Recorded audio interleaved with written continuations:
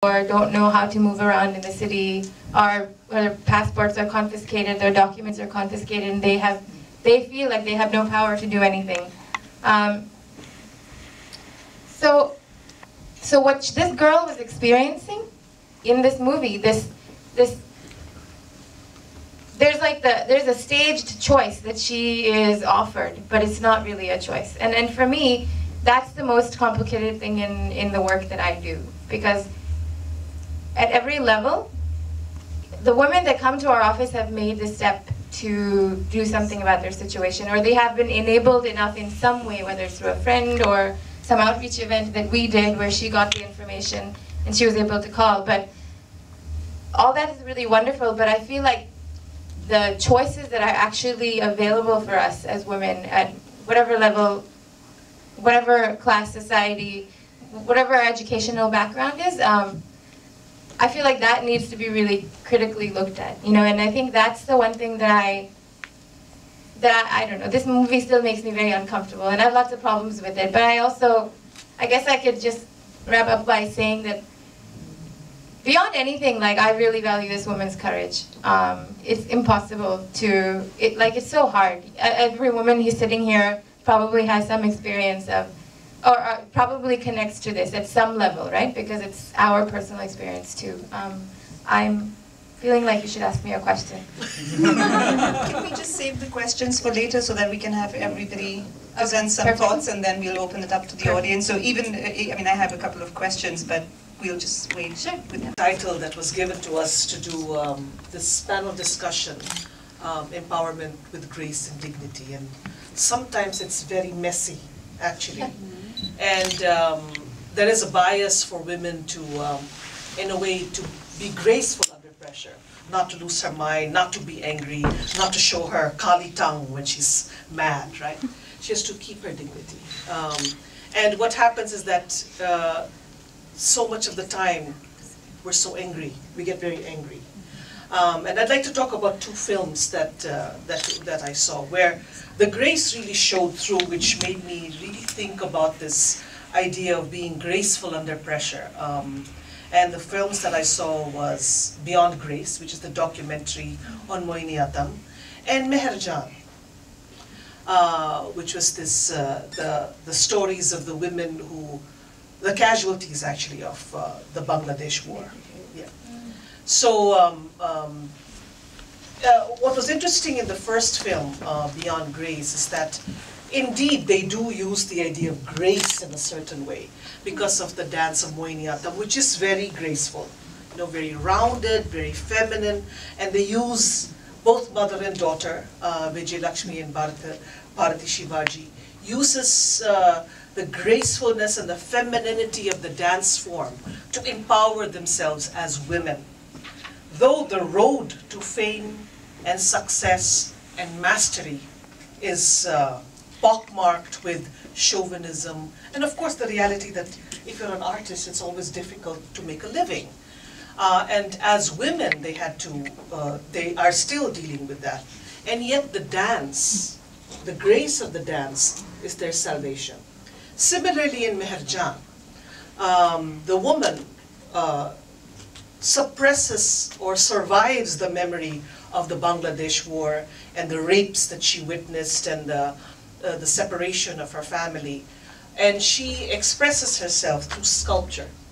So art becomes a way of redemption, expression, and even she writes in her diary. So women find this somewhat difficult medium, this somewhat impractical medium of art to find that grace and dignity. And it saddens me when I see the film that the world in general does not give so much import to art, except maybe for you good people who are here watching art cinema. But it's not a lucrative endeavor, okay? We need patrons, you know, artists, performers, musicians, poets, they need patrons. And when you see the film Beyond Grace, you want to help these ladies. You want to, with their dignity and their gracefulness, you want them to survive and succeed in this Mohiniyattam dance form. So that answered the question of the gracefulness. Yet I know from personal experience, which is, and even the film that we saw the first night, Gangur,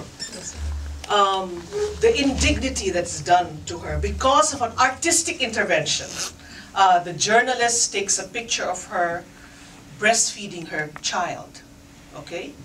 Now, this film is set up in such a way that you see the beautiful erotic sculptures of the Konark temple, and Indian culture has this great tradition of erotic art, and aren't we wonderful Indians for having this beautiful art? But when a journalist takes the picture of a tribal woman feeding her baby and her beautiful breasts are shown,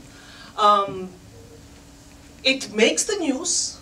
There is controversy. It brings attention to the fact that tribal women are oppressed and we should stop the rapes, etc.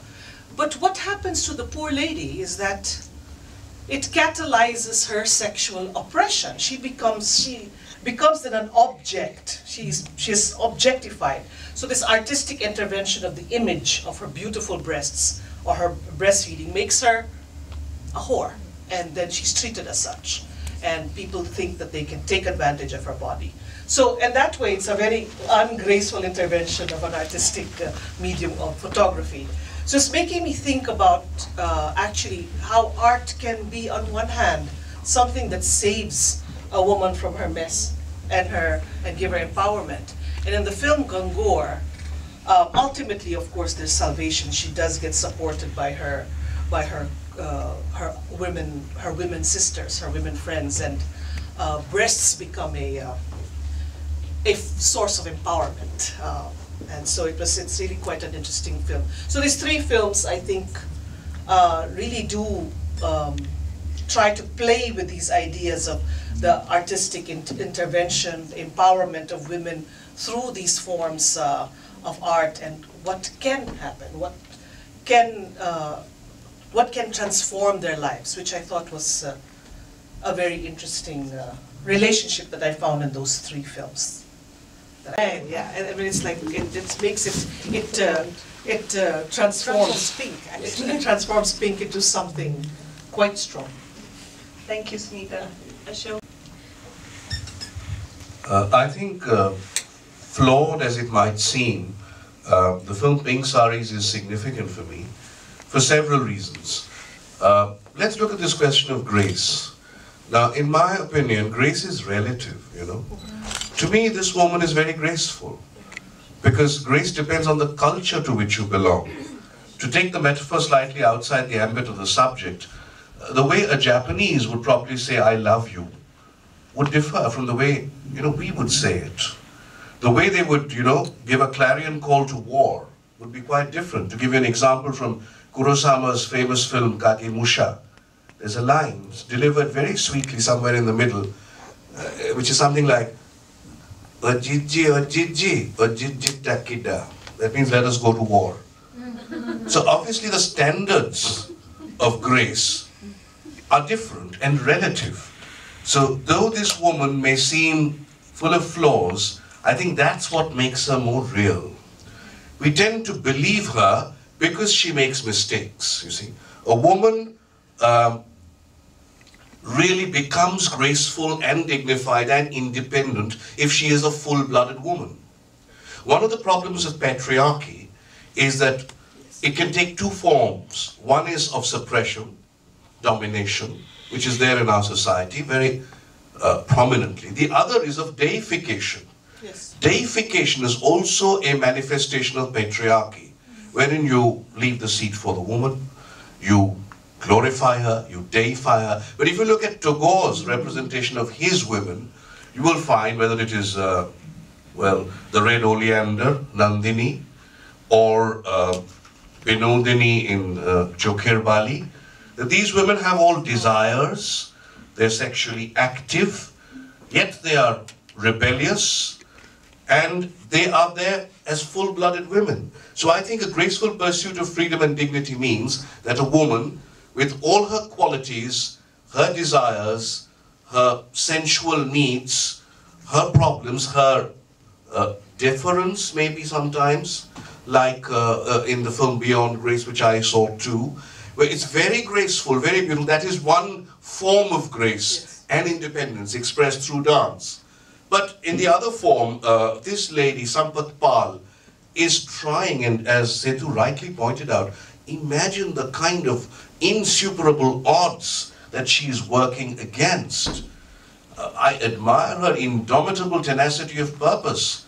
Obviously, she's reached a moment of power where even the high caste individual says, I know you have power, but I have some Baram Baba or Aram Baba who will do everything but can't reduce you to dust, because he admits that Baram Baba doesn't have that power. So she commands that respect. She has come a long way to get that. She had her feet planted on the ground. She's gone through, several travails, and, she's suffered. She had to leave. She's very open in admitting she has a partner. She also has no qualms in dismissing her partner from time to time, putting her down, so there's a sense of humor. So, the two problems that I have with the film, I agree with Setu. One is that it seems the work of someone alien to the culture because of the shot taking, if I may say so, being a filmmaker. The shot taking is too perfect. It's too good. It's too well framed. One of the reasons I like Gangor was there too a foreigner made a film, but the colors were those of India, of Purulia. It seemed very Indian. The DI, or the digital intermediate, didn't reduce a three-dimensional image to a two-dimensional one. But here, it's too good. It's too well shot. It's too well framed, full of the values of Renaissance optics, with the negative space on the right and all that. So that is the problem, but that doesn't reduce the importance or significance of the film. So that is all that I'm going to say, only that I will end by saying that another thing which is there in the film is the humor, which is very subtle. And again, to go back to my where I started about grace, it is said that when the apple fell on Newton, he discovered the law of gravity. But when Eve fell upon the apple, she discovered the gravity of law. So women are also subject to certain, problems that they create on their own, and that's what makes them more wonderful. So I think the question of grace is very relative and doesn't come in the way of her achieving independence or dignity. Hi everyone. Actually, I'm just a newcomer, you can say, in front of all these established and achievers. But as an audience and as a filmmaker, as a person who's been working on the field with women, I have a couple of things to say. Actually, one of my points was that grace is relative, which Ashokji has covered. But the other point and the topic that was given to us, in pursuit of freedom. Okay, in today's docu that we saw, Pink Saris, yes, the lady Sampath, yes, she is the protagonist and she is important. But I saw a little ray of hope when the girl who's about to get married comes and talks to the director and asks her, will you take me with you? Okay, and so she knows that she is trying to get out of the situation that she already is in, or she might get into after getting married, right? And a similar scene was there in Gangor yesterday, where Gangor comes to the assistant of the photographer and she says, please, please ask Upin, the photographer Babu, to take me with him. I cannot live here. So, till the time this pursuit of freedom and this instinctive necessity that the women feel to improve their situation exists, I think there is always hope. And which is very evident in both these films that I saw, and I'm really impressed. And if it comes to the film that we saw today, well, I'm glad that I can say I know a few women who have been doing this kind of work, and just the way this woman is doing it. And that is bringing about a kind of a revolution in rural parts of India, especially in Maharashtra, Gujarat, where I've been seeing these women and working in part, of course, the documentation part of it. So, you know, we have, like, this is a gang from UP, Pink Gang. So just like I said, Yashaswini, we have these groups in every village, okay, where women are gathering together, they are working together, they are running their own small enterprises and businesses, and they are holding hands against domestic violence, supporting each other, having chit funds and helping each other out of financial crunches and family problems. And I find the entire situation very hopeful. And, well, the other point was grace, which Ashokji has covered. So, I think that's what I would say. That, and another thing is that I have been to many festivals, but this is the first festival that I have seen where every film is an experience. You know, in a lot of other festivals, okay, well, 20% are really good, and 80% are okay, fine, okay, fine. You know, that kind of a thing. But here, every film that I see is an experience in itself. Especially Gangor, today I saw the Lucky Red Beads and now Pink Saris. All of them have been fabulous and fantastic. And I would really like to congratulate the entire team of this festival who have put up this fabulous, you know, I would say a buffet of films for film crazy people like me. So I think that's about it. I have one thing to say. Big gangster lady.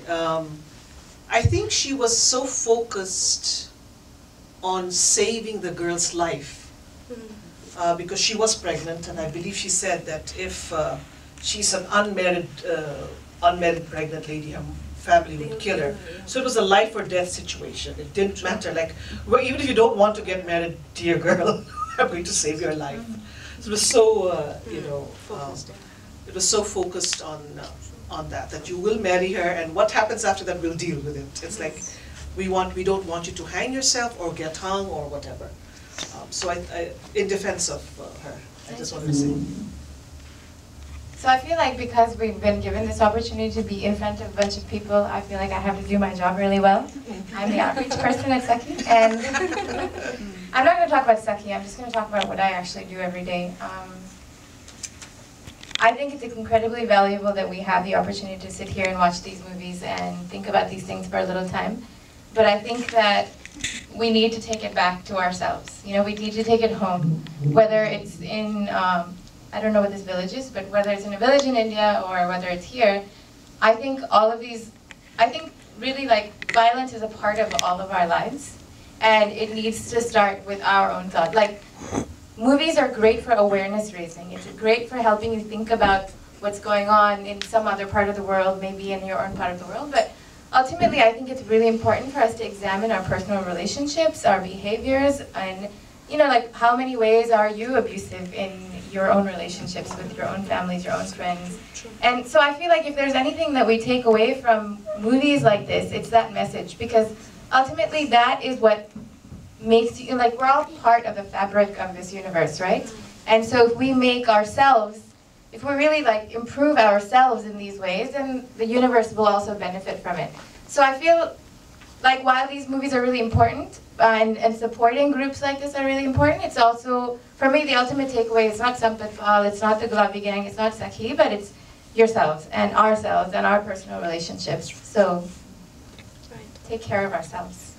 Methods of functioning, it is an example of local feminism, right? She's not, you know, versed in Western feminist theory. She doesn't know how to think about patriarchal oppression or the body, but this is something that's grown out of, it's bottom-up feminism, right? It's something, and Reema, you were talking about that. I would say this is the only way that works in India. Yes. There are no NGOs telling her what to do. No, nothing. Yeah. Right, and so she has found out her own means, and she is going ahead with it. It's the motivation, you know, that really, I mean, she is graceful because of that motivation. Like you rightly said, the focus and relativity of grace. And I think Sunita said, you said she sees herself as a savior, and so, you know, she does try to impose what she thinks is the right thing for this couple to get married, and that's so. And I guess, you know, in organizations you see that, right? That you decide, I think this is the best thing for this woman, whereas you're not really listening to what that woman might want or not. But I don't think she's savior in a megalomaniac kind of way. It's like, it's expedient, like, you know, you're gonna die. Yeah. You're getting married. You know? You can have a sad face, you can suck, but you gotta get married, you're pregnant, that's it. So she has a very good understanding of the realities on the ground. Right, practicality. I mean, just also to add about grace, I think a lot of us sort of cringe at the word grace because a lot of the times grace is a suspect word for women. It becomes a coded word for ladylike or don't speak up. You're being ungraceful by speaking up, right? So be graceful, be ladylike, which often means be quiet, be demure, be, you know. So open up the conversation to the audience. You've been watching films. If you have any observations on films or... Hi, okay, I realized that... No, he has one. Okay. You guys are making me nervous. Okay, She says, don't be shy. alright, I realized that film does make like an impact to women or people around the world. Like, giving it options in like an escape from reality and giving options for them to think about. Perhaps like education, giving women, people around the world more education and more chances to watch movies and all would give them like, you know, an option in life, a way to think about how they're gonna go with life if this happens or that happens. Do you think that's like really important? That would like make a big difference in their lives? Unfortunately, this kind of medium of artistic expression tends to be a privilege. It's not something that is actually accessible to people. But movies made like this, that does not mean that we don't have access to our own artistic abilities. And I think that, you know, like I think it's obviously, your question is, will that help people? Absolutely. I think education, awareness, all of these things are things that really help because they force us to think about what's going on, they help us ask questions. But I think as part of that question, we should also be thoughtful about who has access to all of this stuff, who doesn't, and who is making these films, and what is the content, and how is it determined. I just wanted to add that thought. Like, so my answer to your question is I think yes. I would love for everyone to make thoughtful movies about their own lives or write poetry that resonates with who they are, or even have that luxury to express themselves artistically and then put it out there in the world. But I also think that the thought about like who has access to this media and what does that really mean for, you know, rural village in India, and just add to that question really. I'd like to answer that question. It's not exactly where I teach is not exactly rural. Sometimes it seems like it, but Stony Brook University is in exit 64 of Long Island, 62 of Long Island. It's a prestigious university as far as a state university, but prestigious in the sciences. And most of the students who go there are from immigrant families, okay? And many of them are the first-time graduates of their families from generations. And of course, there's always this attitude, oh, they're, you know, the immigrants, English is not always their first language, they're going to become scientists and engineers and, you know, whatever. And art is not that important. But of course, since I work at the Wong Center, I call myself a wangster, a gangster. And I always try to defy that and try to give these young minds options through films like this. And sometimes the audience is like 3 people. Sometimes it's full packed because we've required them to come to these, which is some of the methods we have to use, right? And I know they're grateful for it. I know. And we can do that. We can continue to do that. I mean, this film festival, though I would say that you're privileged to be here, and I really appreciate that you're in this panel discussion rather than watching the other films and listening to us.